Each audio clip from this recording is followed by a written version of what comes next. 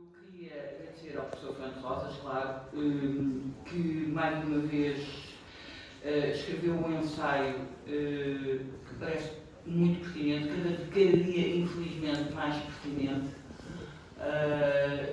em que nos mostra as origens da extrema-direita, do fascismo desde os anos 30, fala-nos sobre isso, mas fala-nos agora também do que está ou poderá estar a acontecer. Eu acho que é um livro muito importante, não vou repetir, cada vez mais importante. Queria agradecer a presença de todos, agradecer a confiança do Fernando por continuar a publicar connosco. É um grande orgulho como sua ex-aluna, e agradecer a vossa presença por estarem aqui a apresentar. Eu vou passar a palavra então ao Ricardo. Obrigada. Olá, boa tarde a todos e a todas. Gostaria, antes de mais, de agradecer ao Fernando Rosas pelo convite para estar aqui convosco a apresentar o livro Direitas Velhas e Direitas Novas e a Ativa de Cima também por publicar esta obra tão importante nos tempos que correm. Eu não tenho a desenvoltura oratória da Bárbara, não tenho a experiência dos palcos do Pedro, nem a experiência de tribuno do Fernando, portanto vou ler a minha intervenção. Defendeu-se que a memória do 25 de Abril e da Revolução nos iria proteger da extrema-direita, enquanto na Europa, primeiro, nos Estados Unidos, depois, ia conquistando espaço eleitoral e governativo.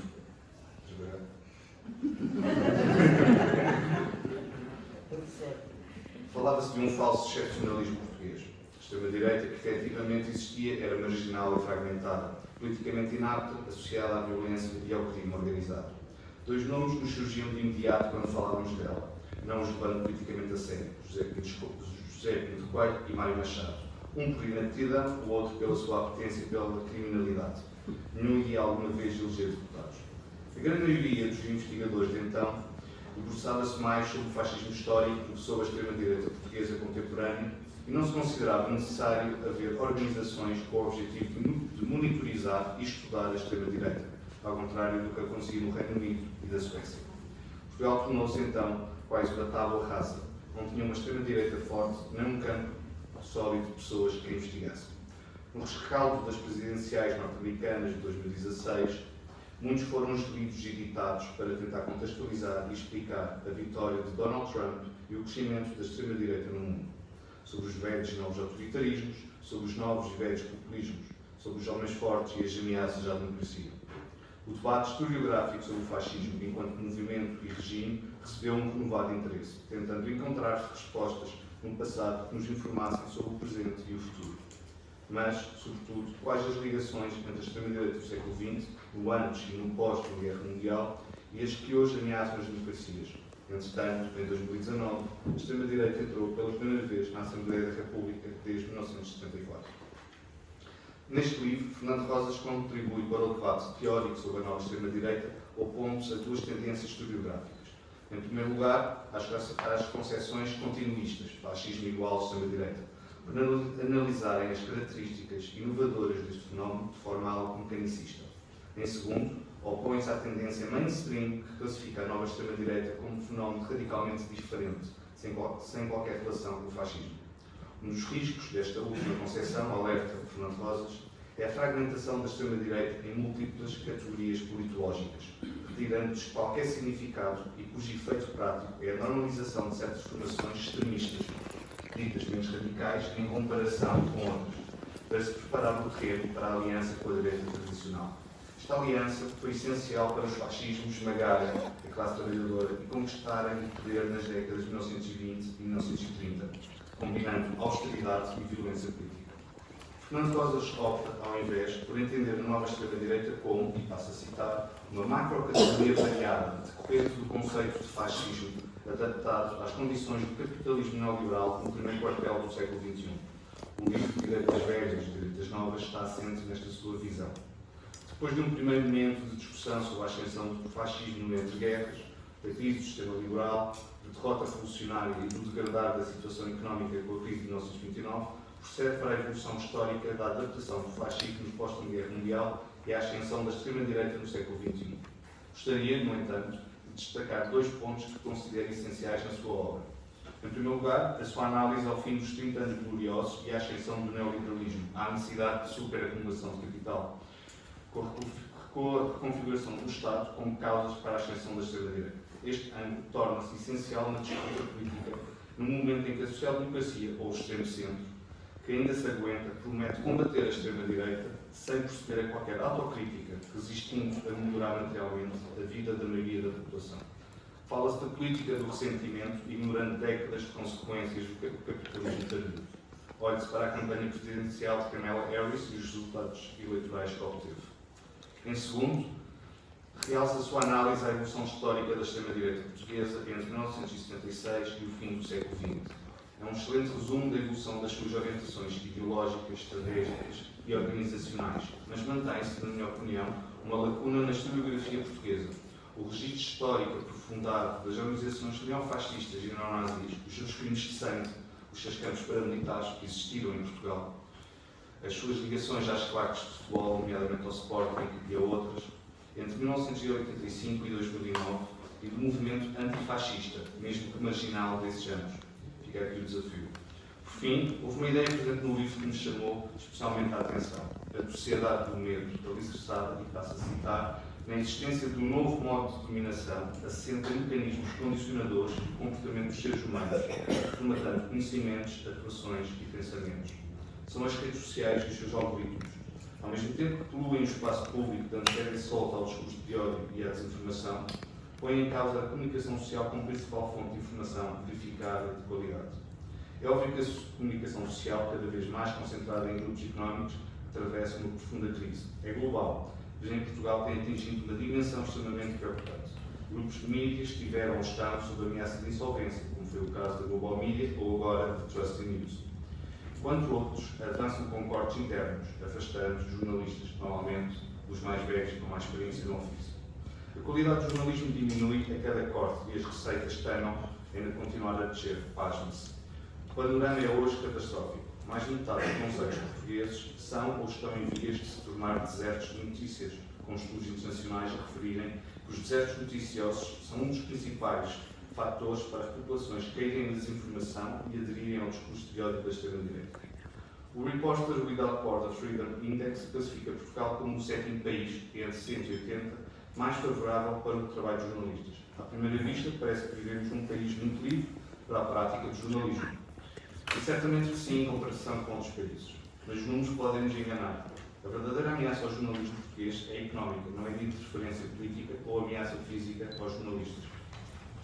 A falta de recursos e a precariedade laboral e salarial dos jornalistas aguçam a autocensura, despolitizam as redações, predominando o senso comum neoliberal, e fazem com que muitas histórias, principalmente de investigação, não vejam a luz do dia. Morreu logo no início. O impacto das investigações nas instituições políticas e até junto da opinião pública também diminuíram significativamente. Os jornalistas, muitas vezes limitados à secretária por falta de meios, ficam reféns de uma torre de marfim, deixam ser capazes de relatar as diversas realidades da sociedade. A perspectiva e a narrativa tornam-se únicas. Mas há um outro fenómeno, já fortemente marcado nos Estados Unidos pela CNN e pela Fox News, que se tem consolidado na comunicação social, principalmente na televisiva, que ainda é a principal fonte de informação de quem vive e trabalha em Portugal. A polarização do debate público para aumentar as audiências e assim captar mais receita publicitária. Isto enquanto se tenta desventrar as receitas publicitárias da RTP. E a extrema-direita, com as suas declarações polémicas, ajuda na luta pelas audiências, pela publicidade, na sobrevivência dos mídias que se transformam em ferramentas de normalização do discurso de ódio e de radicalização da sociedade à direita. Além disso, as ideias e propostas que fogem ao consenso centrista ou à extrema-direita estão cada vez mais omissas da informação televisiva, debilitando o surgimento de alternativas políticas. Ao mesmo tempo, os comentadores, que não poucas vezes promovem desinformação, inundaram a grelha de programação. Notícia, comentário, notícia, comentário, notícia, comentário. A opinião pública é desde logo condicionada no pensamento. A polémica segue-se 3, 4 dias depois, uma ou outra, sem que se analisem as raízes dos problemas de forma aprofundada. Privilegia-se o combate ideológico dos programas de comentário, criando sentimentos de claque entre os espectadores, na qual a extrema-direita é já considerada um normal participante. Um claro sinal do desinvestimento do jornalismo em prol da opinião permanente. Estas lógicas perversas, que aliadas às redes sociais nos fazem funcionar em bolha, são promovidas quando nunca estivemos tão interligados, mas ao mesmo tempo tão isolados socialmente. O neoliberalismo promoveu o fim da história, ou da alternativa, a individualidade, a competição desenfreada, o salve-se quem puder, e foi aos poucos quebrando o espírito de comunidade, solidariedade, capacidade de empatia e a própria prática democrática. A pandemia de Covid-19 e as medidas de distanciamento social, olhando-se com desconfiança e medo para o outro, com receio de que nos pudesse infectar, aprofundaram esta tendência. Os laços comunitários quebraram-se significativamente e ainda não os conseguimos recuperar. O sentimento de impotência acentua-se, as alternativas escasseiam e a minhoca do fascismo infiltra-se nesta sociedade do medo. Precisamos de fomentar uma política de cuidado para reconstruir a prática democrática. A esquerda, diz Rosa, citando Michel Louvi, subestimou a chegada da nova extrema-direita e a sua perigosidade, considerando-a um mero efeito colateral da crise e do desemprego, como foi encarada a ascensão do partido neonazi Aurora Dourada na Grécia durante a crise da Troika. Hoje sabemos que é mais do que isso. A esquerda descurou a disputa ideológica para a qual a extrema-direita se vinha preparando desde meados da década de 1970, mas principalmente desde 2010. Compreender esta extrema-direita é um grande primeiro passo para a combater, e o livro de Fernando Rosas é um importante contributo nesse sentido. Obrigado.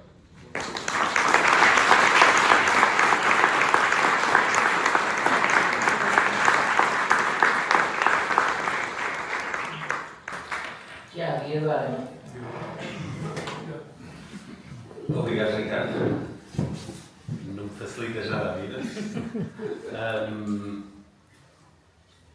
Obrigado, Bárbara, também pela introdução e pela justificação de um atraso ou de uma adaptação da agenda preciosa do Fernando Rosas e da Tinta da China para que eu pudesse participar deste momento, que me responsabiliza imenso e garante a decepção de todos os presentes. Queria começar por agradecer a honra imerecida que constitui para mim o convite que Fernando Rosas, eu tinha apontado à mão que Fernando Rosas, mas que o Fernando Rosas, porque o Fernando não autorizou a tratá-lo por tu, mais ou menos há 5 minutos, o convite que o Fernando Rosas me endereçou, que não é efetivamente merecido, mas que eu aceitei, como a maior parte das coisas que fiz na vida. Eu as merecia e aceitei-as, e é o caso também aqui com a apresentação deste excepcional livro.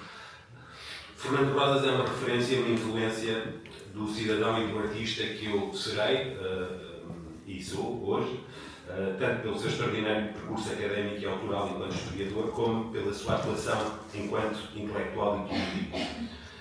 Talvez seja precisamente esta dupla condição, a de historiador e a de intelectual comprometido com a política do seu tempo, que contribui de maneira determinante para a singularidade desta obra que me cabe tentar apresentar hoje, nas brechas que me deixou o Ricardo para ocupar, felizmente, porque o rigor do pensamento já está absolutamente garantido depois da sua intervenção. Agora eu posso apenas dizer alguns disparates. Direitas velhas, direitas novas, que também poderia chamar-se extremas direitas velhas, extremas direitas novas, debruça-se precisamente sobre a evolução da extrema-direita contemporânea ocidental, como nos diz Fernando Rosas no livro, começando por analisar a época dos fascismos, de 22 a 45, enverdando depois pela segunda metade do século XX, os neofascismos marginais de grupúsculos violentos e a sua falta de expressão eleitoral, que coabita também no tempo com os debates doutrinários sobre o futuro da extrema-direita e, finalmente, já no limiar do século XXI, o momento da transfiguração da velha extrema-direita em nova extrema-direita, a que substitui o antissemitismo pela islamofobia, a que concilia o autoritarismo securitário com a defesa ultraliberal da redução do Estado e desmantelamento dos serviços públicos, a que deseja a normalização e a legitimidade democrática, ao mesmo tempo que sonha com novas constituições e a supressão de direitos, liberdades e garantias. Essa nova extrema-direita que Fernando Rosas analisa naquilo que cada partido ou movimento em cada país, sobretudo países europeus, tem de singular, mas também nas características comuns que permitem falarmos de uma coligação internacional de extrema-direita que ameaça a democracia política e social na Europa. Há neste livro uma dimensão de reflexão sobre aquilo que se poderia chamar o combate cultural, que me diz particularmente respeito no contexto em que fala de como as novas extremas-direitas se apropriam de meios de comunicação e de veículos de comunicação para fazer aquilo que consideram um combate cultural contra as ideias marxistas e o neomarxismo e as ideologias de género e quejanos e os valores LGBTI+, e isso toca particularmente porque pude vivê-lo. Aliás, neste início de ano, uma das minhas resoluções de ano novo era encontrar tempo para viver mais reencontros com velhos amigos, e acabei com a leitura deste livro em final de ano e início de ano, sobretudo a viver reencontros com velhos inimigos. E imensos nomes, na descrição muito rigorosa e documentada que o Fernando faz da velha extrema-direita portuguesa, nomeadamente depois do 25 de Abril, que são nomes que curiosamente encontro em artigos sobre o meu trabalho teatral, com opiniões bastante vincadas. Na descrição que o Fernando faz também daquilo que é a nova extrema-direita portuguesa, onde se reeditam vários nomes da velha extrema-direita portuguesa, encontro também nos novos nomes vários dos meus favoritos comentadores do meu trabalho artístico, que, como tenho o privilégio de apresentar a nível internacional, encontrei também na análise que se faz da Europa, quando, por exemplo, mencionando os Fratelli d'Italia, para mim é um reencontro com um velho inimigo que tentou censurar o meu trabalho antes de chegar ao governo em Itália, ou com a AfD na Alemanha, que tentou censurar o meu trabalho em Berlim, e que dizer também, obviamente, da Rassemblement National, os meus novos inimigos preferidos, agora que vivo e trabalho em França desde há 2 anos. E portanto, agradeço ao Fernando esta ternura de me ter permitido todos estes reencontros que são motivo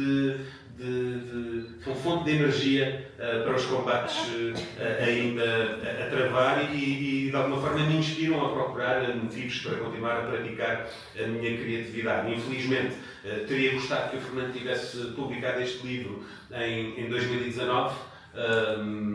Talvez fosse muito cedo para fazer a análise essencial também dos últimos 4, 5 anos, mas tinha-me ajudado imenso porque tinha-me evitado a leitura de muitos autores, nomeadamente alguns que são muito citados nesta obra, como o Emílio Gentili ou outros que tive que estudar para poder fazer o meu trabalho, ou uma das minhas peças, o Catarina e a Beleza de Matar Fascistas, e todo esse trabalho de pesquisa teria sido muito simplificado se este livro já existisse na altura e talvez a peça tivesse saído um bocadinho melhor. Dito isto, é o único bocadinho que encontro neste livro, que é, no fundo, uma história de uma transfiguração. É assim que lhe chama Fernando Rosas e toca-me particularmente esse termo, que é um termo também teatral, que é um termo do trabalho do ator e que me evocou precisamente o trabalho do ator. Nesta transfiguração descobrimos as diferenças entre a velha extrema-direita e a nova extrema-direita, mas observamos também com profunda inquietação e preocupação as semelhanças entre estas extremas-direitas e, acima de tudo, aprendemos as razões e os modos desta transfiguração. Durante a leitura do livro pensei precisamente numa das cenas de teatro mais impressionantes que já pude ver enquanto espectador. É a cena de abertura da encenação que Heiner Müller fez de A Irresistível Ascensão de Arthur Rouet e de Bertolt Brecht, que foi apresentada, aliás, em Lisboa, no final dos anos 90, num centro cultural onde se é exonerado desde que se faça bom trabalho. A peça, como saberão, a peça de Brecht, transporta para a Chicago dos gangsters dos anos 30 uma história de ascensão em tudo semelhante à de Hitler na Alemanha nazi, e no início desta encenação de Heiner Müller para o Berliner Ensemble, que Heiner Müller dirigia na época, sucedendo Brecht na direção da companhia, havia uma cena sem palavras, uma espécie de prólogo físico antes do início do texto de Brecht. Era o fenomenal Martin Wuttke, o ator que interpretava Arthur Rouet no espetáculo, que entrava em cena de gatas, nu, imitando um cão. Imitar, aliás, não chega para descrever o que ele fazia, ele era cão. Ele interpretava um cão. Um cão violento, raivoso, ameaçador. Ele não era um humano a imitar um cão, ele era um cão no corpo de um humano. Nesta cena, de um tremendo virtuosismo, o público ficava impressionado pela violência daquela figura, mas também fascinado pelos detalhes do movimento de Martin Wuttke. Era nítido que aquele ator, de um talento sobrenatural, tinha passado semanas, meses, a trabalhar, a pesquisar cada detalhe daquela cena. A estudar cães, a estudar a raiva dos cães. E ao longo de vários minutos, Martin Wuttke ia muito lentamente humanizando o seu corpo, assumindo uma posição vertical, abandonando a deambulação a quatro patas, transformando os latidos em sons que já pareciam vocábulos, vestindo-se, transfigurando-se. No final da cena, aquele cão tinha-se convertido em Arthur Louis e a peça podia finalmente começar. No entanto, aquele homem de fato e gravata era ainda o proprietário de um olhar de cão raivoso. Reconhecíamos o cão raivoso nesta figura. Ele nunca deixaria de ser o cão raivoso. Neste Direitas Velhas, Direitas Novas, do Fernando Rosas, trata-se também do quanto de fascismo se mantém ainda no código genético das novas extremas-direitas. Explora-se o debate, que é muito mais do que académico, sobre a legitimidade de chamar fascistas aos partidos ou movimentos populistas radicais de extrema-direita de hoje.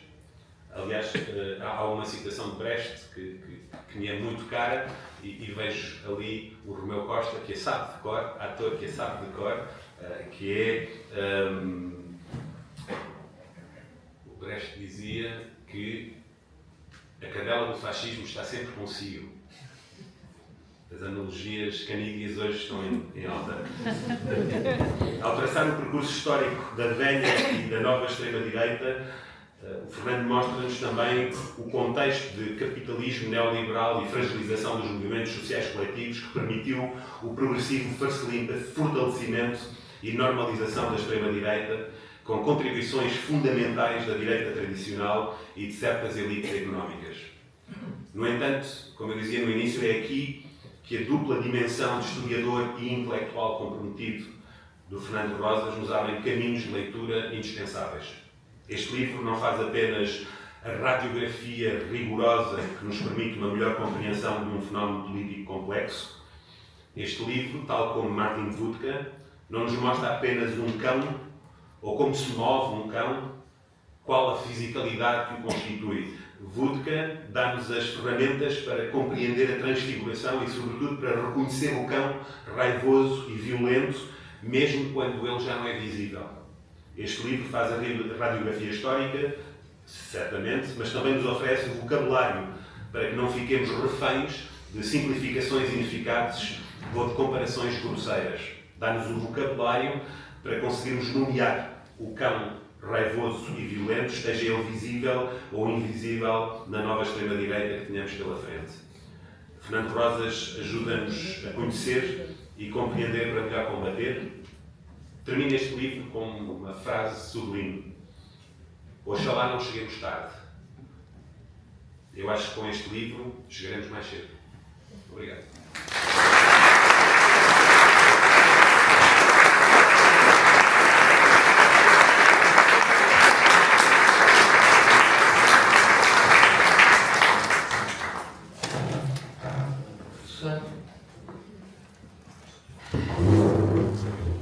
Então, muito boa tarde a todas e a todos. Muito obrigado por terem vindo. Eu devo começar por dizer que este livro tem que o apresentar começando por vários agradecimentos, desde logo aqui assim à Biblioteca do Museu das Calveias, por a cedência desta sala. Naturalmente, um agradecimento sempre muito fraterno à Bárbara e à equipa da Tinta da China. Eu lembro-me quando a Bárbara se lançou nesta aventura de ser editora, pouco pouca gente acreditava que a Tinta da China conseguisse furar neste meio editorial tão...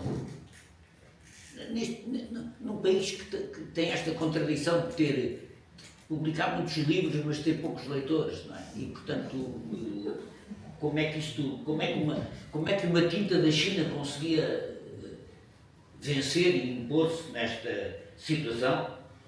E, sob a condução da Bárbara Biosa, a Tinta da China conseguiu ser uma editora hoje de referência, onde tenho muita honra que me aceitem como autor e, portanto, e onde eu tenho editado ultimamente os meus trabalhos, uma editora que tem marcado.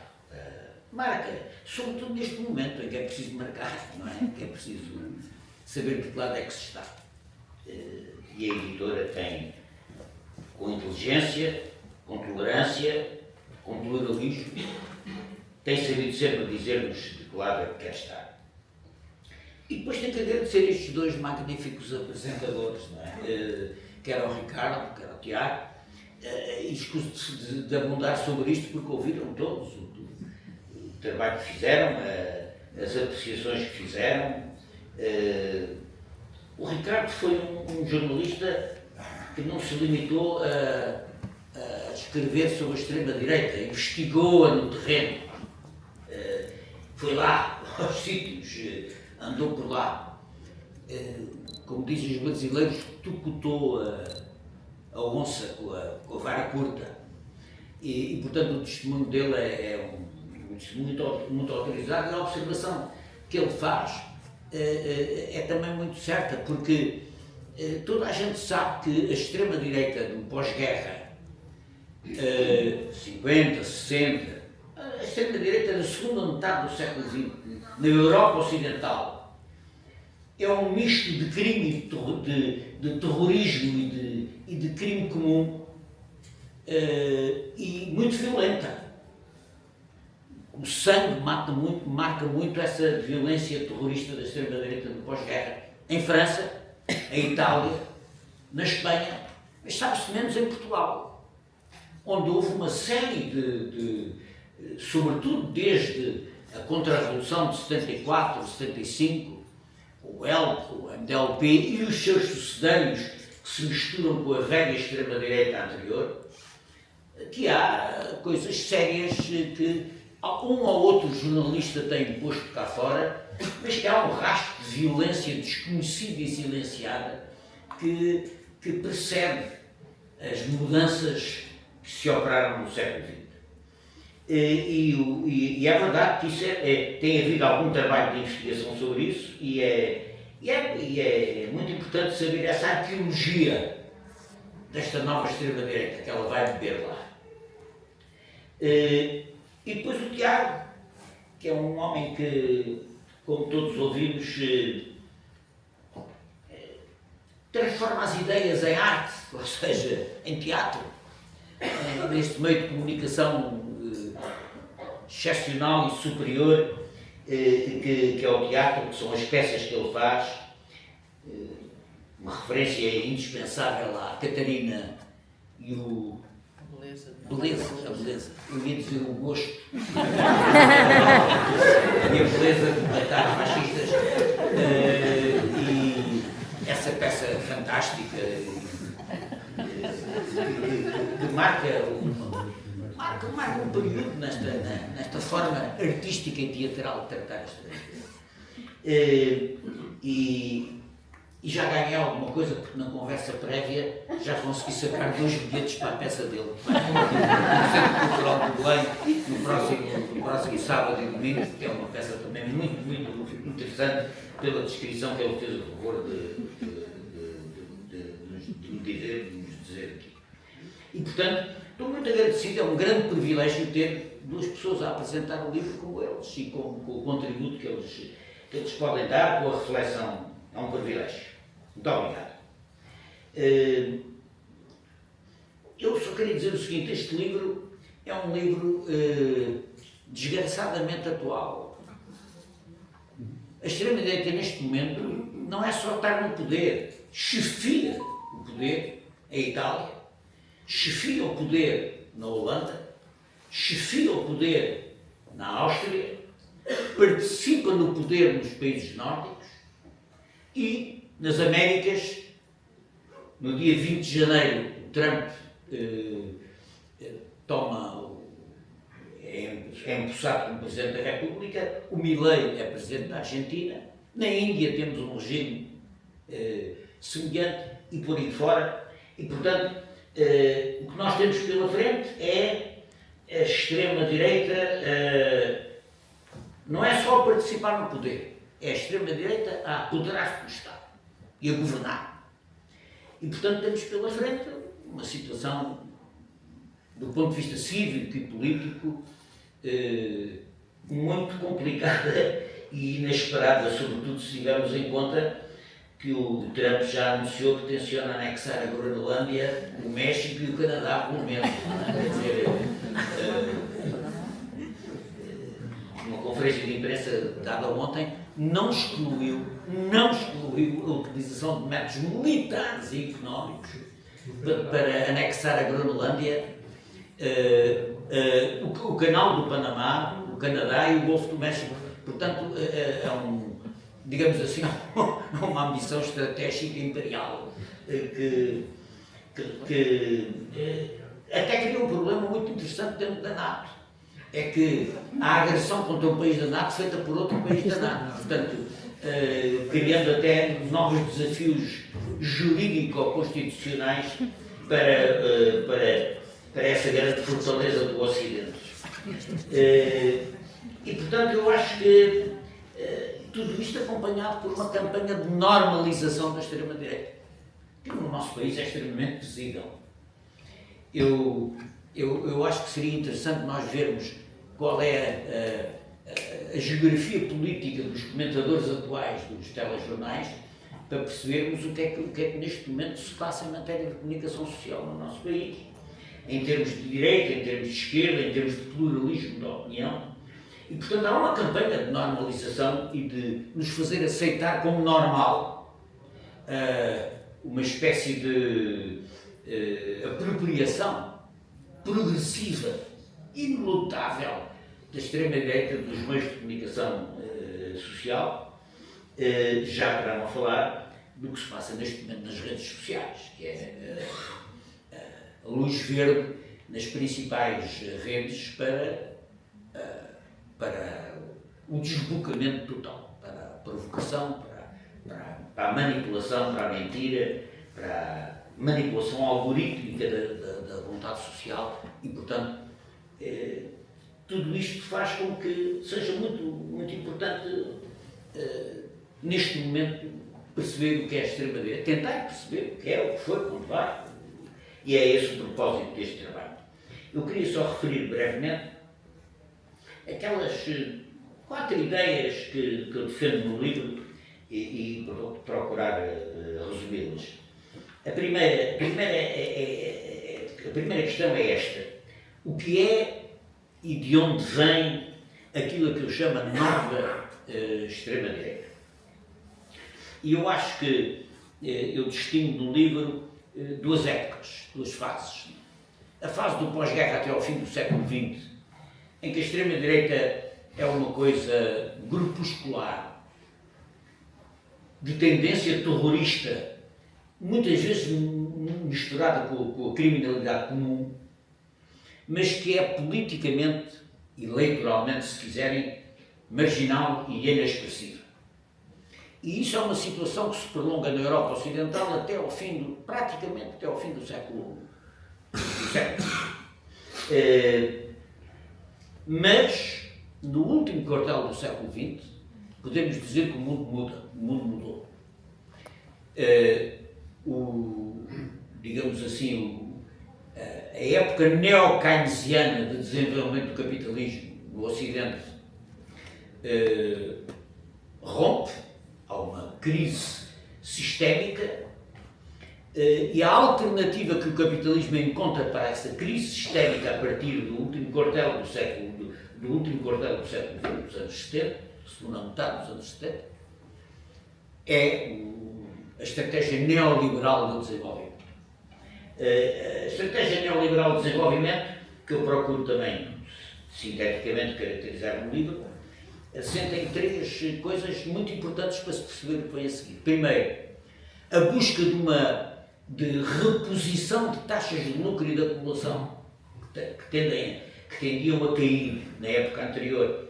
A tentativa de maximizar a acumulação e o lucro através, sobretudo, de 3 fatores, 3 vias muito importantes. A especulação financeira, ou seja, a desmaterialização do capital, o capital fictício, especulação financeira, com várias componentes.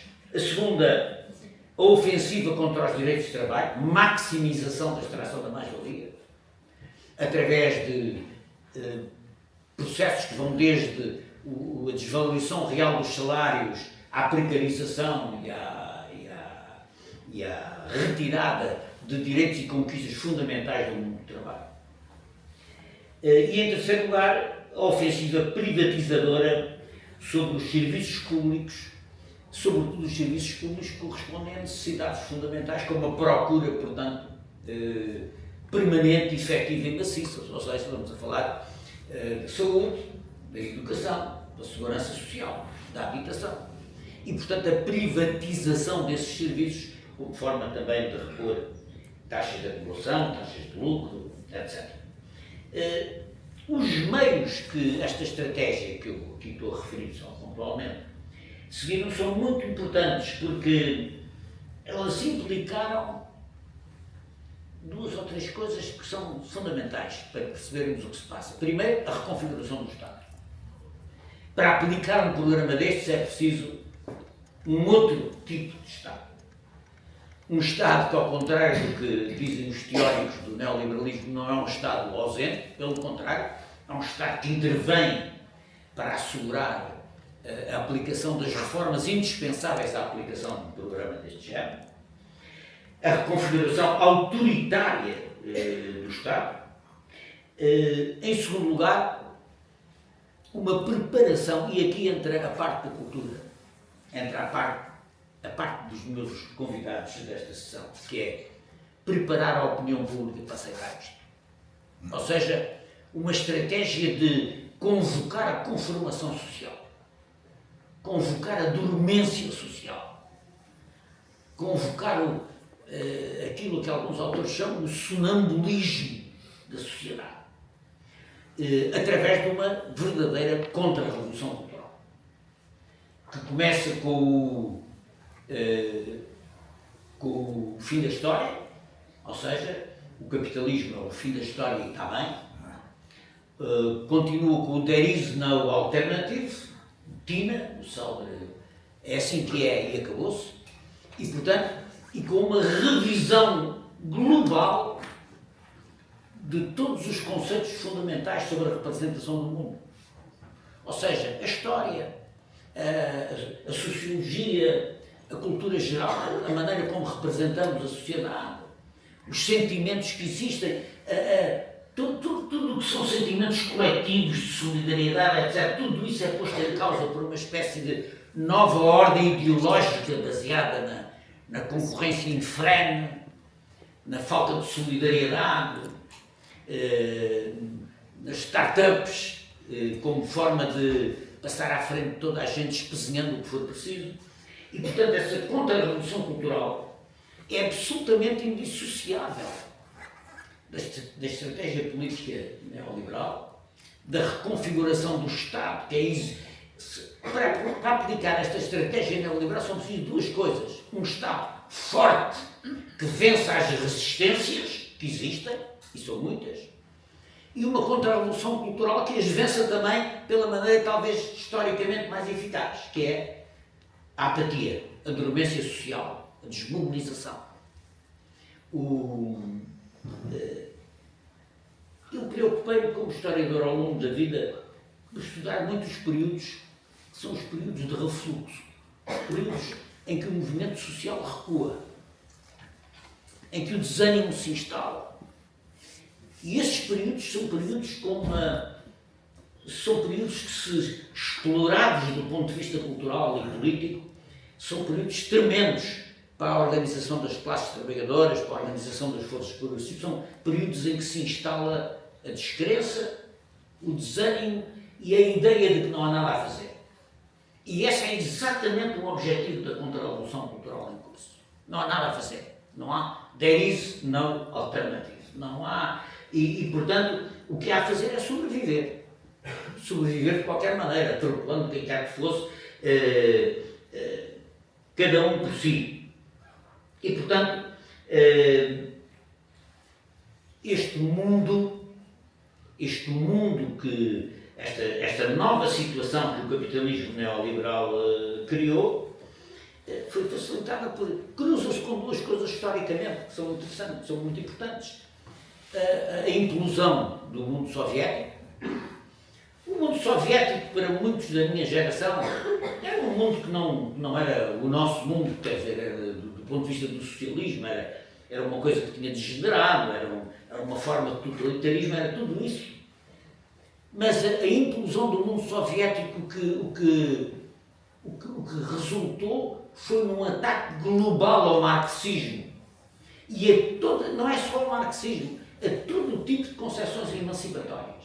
Ou seja, que entram em recuo, em defensiva. E, portanto, a implosão do mundo soviético tivesse a importância de se transformar numa grande vaga do ponto de vista cultural, reacionária, contra-revolucionária, apelando à emergência de tudo o que são instintos primitivos e às formas mais conservadoras e reacionárias de pensamento. Um fator. O segundo fator muito importante para esta situação foi a rendição da social-democracia. A social-democracia rendeu-se ao capitalismo neoliberal. Juntou-se mesmo à direita tradicional para se apresentar como gestora do sistema neoliberal e pagou política e eleitoralmente por isso. Este novo centrismo, a social-democracia, a direita tradicional, alternando rotativamente no poder ou em aliança no poder,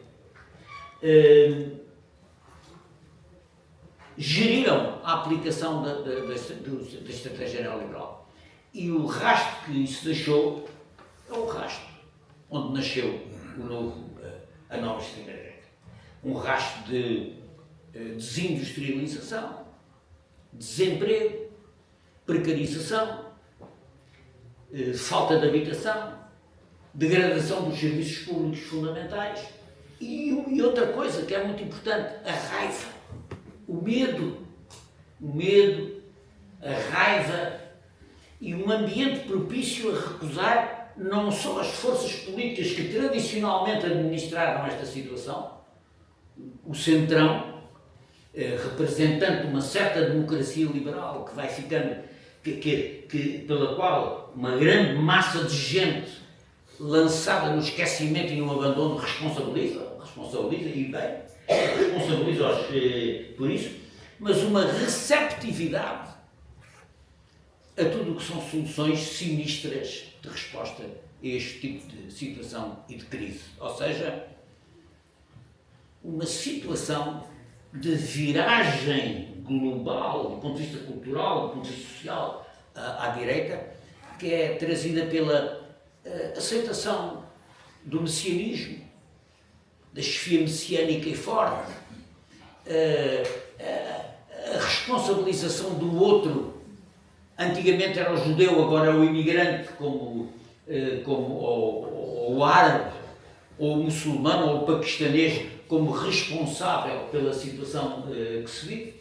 E, portanto, um ambiente social que é receptivo ao racismo, à xenofobia, à homofobia, ao machismo, à diminuição dos direitos das mulheres e das minorias.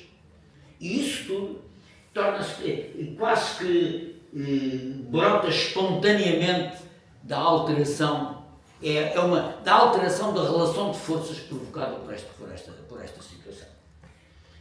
A extrema-direita nasce, a nova extrema-direita o início do século XXI, nasce daí.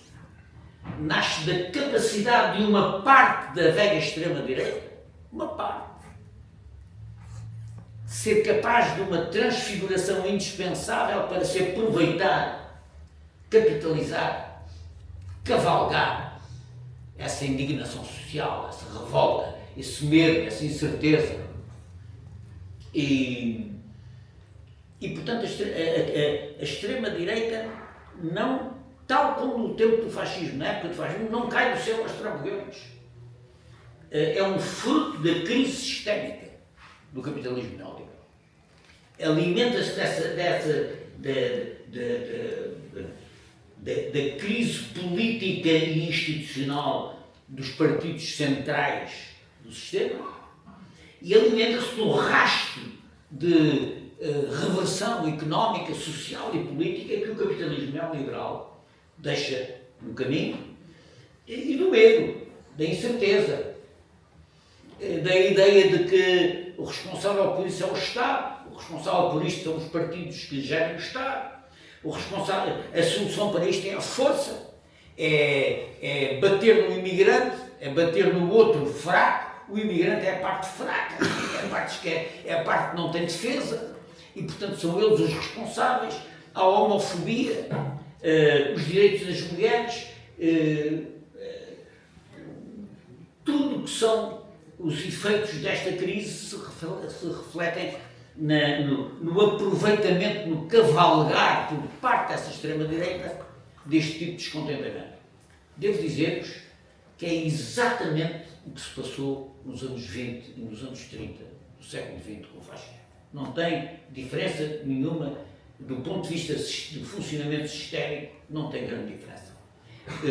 Como surgiram os partidos fascistas dos anos 20 e dos anos 30, surgem de uma crise com um paralelo diferente, claro, a história não se repete, não é? Mas o mecanismo da crise é um mecanismo muito semelhante. E, portanto, a nova extrema-direita nasce daqui, nasce da crise do capitalismo neoliberal. Se quisermos, nasce daquilo que é a segunda crise histórica dos sistemas liberais do Ocidente. A primeira acabou na guerra, acabou no fascismo e na guerra. Sabemos como é que acabou. A segunda, ninguém sabe como é que vai acabar. Mas o que está aí pela frente não é nada fácil. A segunda crise histórica dos sistemas liberais traz as sementes da guerra no seu seio e traz as sementes de novas formas de autoritarismo que reproduzem alguma coisa do fascismo, que reproduzem e que vão beber essa extrema-direita do pós-guerra que uma parte dela se reconfigurou com continuidades absolutamente indiscutíveis relativamente ao fascismo e que, naturalmente, simula uma adaptação sistémica à democracia liberal e ao eleitoralismo e às eleições, etc. Eu acho que cada vez menos. Basta ouvir o que disse o António Ventura neste debate que houve na Assembleia da República sobre o que se passou na Rua do Bem Formoso, em que ele repetidamente o que diz é: encostem-nos à parede. Quem convoca a manifestação da próximo sábado diz: não nos encostem à parede. E o que responde o líder da extrema-direita em Portugal é: encostem-nos à parede. Encostem-nos à parede. E toda a gente sabe o que é o encostem-nos à parede. É isso mesmo. É o paredão. É a violência indiscriminada. E cada vez mais vai ser assim. Quanto mais eles se sentirem com as costas quentes, quanto mais eles se sentirem legitimados pela mudança que está em curso, vai ser mais claro.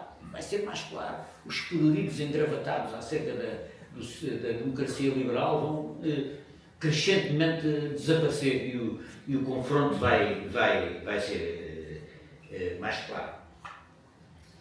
Agora, a extrema-direita, e vou terminar com isto, a extrema-direita chega por duas maneiras. Primeiro porque aproveita a janela de oportunidade que lhe abre a crise para concorrer, para uma parte dela se transfigurar em partidos ordeiros e sistémicos e criar uma base social, eleitoral, que lhe permita disputar o poder. Sem base eleitoral e social, eles não conseguem disputar o poder. Mas em segundo lugar, digamos assim, esta é a via de baixo para cima. Mas há uma via que vai de cima para baixo, para a criação de uma nova situação, que é uma parte importante da direita tradicional. A direita que historicamente representa os valores, os interesses, as representações da oligarquia, sobretudo destas novas oligarquias que estão em constituição do sistema de capitalismo neoliberal, que precisa absolutamente da extrema-direita. Precisa da violência da extrema-direita para aplicar a receita neoliberal. Não se privatiza o Sistema Nacional de Saúde, não se baixam os salários, não se aumenta a percentagem das despesas do PIB no armamento, como os americanos propõem, de 2% para 5%, ou seja, à custa do investimento no social. Não se faz isso sem violência. Sem violência legal ou ilegal. Quer dizer, e portanto, para isso, a direita tradicional precisa de entendimentos com a extrema-direita que existe. E precisa de entendimentos a curto prazo. Não é? Precisa de entendimentos fundamentais. E isso está em curso. Como é que vocês acham que chegou a Meloni ao poder na Itália? Com entendimentos com a direita tradicional. Foi assim na Itália, foi assim na Holanda, foi assim na Áustria. Vamos a ver o que se passa com as eleições alemãs, onde o caminho para a aliança da democracia cristã com a AfD, a alternativa para a Alemanha, neonazi, extrema-direita, se um ficar em primeiro e outro em segundo, já estão como aí na Áustria, foi assim que se passou. No partido da direita tradicional, o dirigente que se opunha à aliança com a extrema-direita foi corrido e foi lá posto um que aceita fazer aliança com a extrema-direita. É o que se vai passar, é o que se pode passar-se claramente na Alemanha, e já não falo em França, onde neste momento as sondagens indicam que se houvesse eleições presidenciais, a Marine Le Pen era presidente. E portanto, é uma aliança da direita tradicional com a extrema-direita. É o outro caminho, o segundo caminho. Um é o caminho da própria extrema-direita cavalgar o rastro da reversão económica ou social que o capitalismo neoliberal provoca, e o outro caminho é a própria direita tradicional que rompe essa coisa dos cordões sanitários e estabelece como aqui em Portugal está a estabelecer, para já em matéria securitária, em matéria de segurança, em matéria de imigração. O pacto da imigração não é senão isso, é europeu, não é? E portanto, reparem, a nova extrema-direita, historicamente, a extrema-direita fascista ou fascisante nunca tomou o poder sozinha, nem nos anos 20 e nos anos 30. Nos anos 20 e nos anos 30, o fascismo enquanto regime surgiu sempre da aliança de uma parte da direita tradicional com o fascismo popular, digamos assim, com o fascismo plebeu. Essa aliança é que dá os regimes fascistas. O que se está a passar na Europa é uma coisa semelhante a uma parte da direita clássica que se alia com a nova extrema-direita para a criação. Enfim, há três alternativas, ou duas alternativas que se podem supor. Ou a direita tradicional tem a força suficiente para adotar o programa da extrema-direita e deixar a extrema-direita numa função apendicular. É uma hipótese que pode surgir. E, portanto, digamos assim, a velha direita adota o programa da extrema-direita e a extrema-direita fica mais ou menos pendicular. Ou e aliou-se num novo tipo de regime. Um novo tipo de, um autoritarismo de novo tipo e de um novo tipo claramente inspirado no passado do fascismo. Não é o, não vai ser igual, claro, isso não vai ser igual. A violência, o estilo, dir-se-á com facilidade, mas não tem nada a ver uma coisa com a outra, porque o fascismo antigo, o fascismo paradigmático, era um fascismo miliciano, era o fascismo dos campos de concentração, era o Holocausto, era o extermínio, e agora, não. São formas diferentes, mas em tudo semelhante. Milicianismo há nos Estados Unidos da América, milicianismo há no Brasil do Bolsonaro, milicianismo há na Hungria do Orbán. Portanto, as coisas são diferentes, mas é uma ditadura de novo tipo, são autoritarismos de novo tipo, que provavelmente não vão reeditar o velho corporativismo do tempo do fascismo, mas vão reeditar formas novas e outras de conciliação de classes e de anulação administrativa, repressiva da conflitualidade social. E, portanto, queria só dizer o seguinte, esse processo é um processo que está em curso, a nova extrema-direita o que pretende é chegar lá, e chegar lá através de alianças com a direita tradicional. Para a nova extrema-direita é essencial a aliança com a direita tradicional, essencial, é só assim que ele lá chega.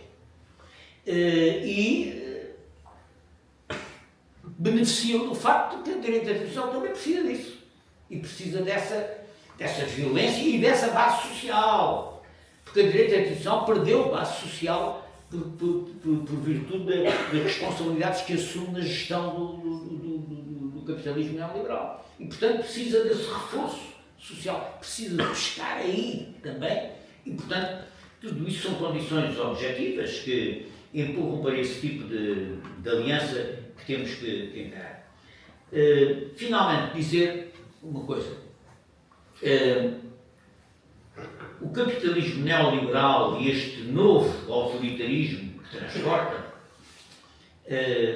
agudizou a rivalidade entre os velhos e os novos imperialismos emergentes. Isso o que significa é que a época que temos pela frente, a época do capitalismo neoliberal, é uma época de guerra. É a guerra. É a guerra. Já se sabia, já se dizia que o imperialismo era a guerra. O imperialismo só não foi a guerra mais cedo porque uma guerra termonuclear mata toda a gente, não é? E, portanto, mata uns e outros. Mas a ideia de conflitos de grandes proporções, a guerra, é uma questão que eu acho que as esquerdas têm que colocar na sua agenda como um facto a tratar com coragem e com lucidez, a luta contra a guerra. A luta contra a guerra imperialista, que é o que está a acontecer na Ucrânia, que é o que está a acontecer em Gaza, que é o que está a acontecer no Sudão, que é o que está a acontecer por uma data de sítios, muitos dos quais nós nem nos lembramos que existem. Já para não falar da invasão da Groenlândia, ou do canal do Panamá, ou de todos esses fatores que estão aí assim a pulsar. Segunda questão é a impunidade do crime e do genocídio, a banalização do mal. Como dizia a Ana Arendt, a banalização do mal. Gaza, Palestina. É inacreditável o cinismo europeu em relação ao que se passa em Gaza. Há um morticínio, há uma matança deliberada, planeada do que está a passar em Gaza. E, portanto, a falência do direito internacional, a impunidade do crime, vai-se generalizar. Claro, vai-se criar, está-se a tentar criar uma cultura de normalização e de banalização do crime. Ninguém repara. Dormência social, apatia. Isso é lá com eles. E isto é uma terceira consequência. A guerra, a impunidade, e a terceira consequência é a crise do direito internacional. É o facto de estarem a desaparecer, estarem a anular-se as organizações de intermediação e regulação internacional. Ou seja, prevalece inteiramente a lei do mais forte. Quem tem força ataca, quem tem força vence. E, portanto, a lei do mais forte destrói. Hoje, como destruiu no passado a Sociedade das Nações, está a destruir as Nações Unidas, a mesma coisa. A crise brutal, o esvaziamento total das organizações, da Organização das Nações Unidas, nomeadamente com a ameaça dos Estados Unidos abandonarem a Organização Mundial de Saúde e outras, a Unicef e outras organizações desse género, o que significa é o colapso do direito internacional como forma de regulação do conflito e, portanto, a anulação das organizações do direito internacional. E, por último, a corrida aos armamentos. Vocês repararam que a proposta que o Presidente Trump anuncia como contraponto ao aumento da percentagem do PIB para as despesas militares passou de 2% para 5%. E o Secretário-Geral da NATO comunicou candidamente que esses 5% do PIB em armamento devem ser feitos à custa das políticas de inclusão. Ou seja, à custa dos salários, à custa das pensões, à custa do Serviço Nacional de Saúde, à custa do Estado Social. É isso que nós temos pela frente. Ou seja, a luta pela paz é indissociável da luta contra o armamento, da luta contra o rearmamento, o grande negócio americano em tudo isto. Já para não falar que o rearmamento é a militarização da sociedade. Não é? O rearmamento é, quer dizer, os teóricos, as pessoas que na União Europeia têm pensado como é que a União Europeia sai deste impasse no que toca à produtividade, ao crescimento económico, ao desenvolvimento, como é que é? Indústria de guerra. E reindustrializar a partir das indústrias de guerra. Ou seja, o armamento vendido como fator de desenvolvimento económico e social. E, portanto, omitindo, além de tudo o resto, o que isso significa em termos de militarização da sociedade. Quantos almirantes é que vão aparecer aí como candidatos às presidências das repúblicas e por aí fora? Não é? Quer dizer, são fatores muito importantes. É preciso, portanto, a meu ver, perceber o que é a extrema-direita e persistir na luta contra o fascismo. O antifascismo tornou-se atual, outra vez. Um antifascismo que seja plural, não sectário, que junte diversas sensibilidades em torno de objetivos comuns, que são possíveis de estabelecer, e um antifascismo que seja contra o capitalismo neoliberal. Ou seja, só é possível vencer o fascismo se adotarem políticas que resolvam os problemas da população. Na saúde, no ensino, na educação. Só assim, só com políticas progressivas e emancipatórias é que, portanto, o antifascismo é indissociável da resistência ao capitalismo neoliberal. E, portanto, meus amigos, a esquerda digna desse nome não pode desistir, não desiste, preocupa-se com o que temos pela frente, mas o que temos pela frente é uma manifestação no sábado, às 15 horas na Alameda, para dizer que não nos encostem à parede. Isso é o que nós temos em termos de resposta pela frente. Eu acho que esta esquerda que nós, na variedade de sensibilidades, nas diversas posições, no pluralismo de opiniões que representamos, é uma esquerda que não se pode render. Eu insisto sempre muito nisto. Lembrem-se do Alexandre O'Neill, não é? Há mar e mar, há ir e voltar. E nós voltaremos. Muito obrigado.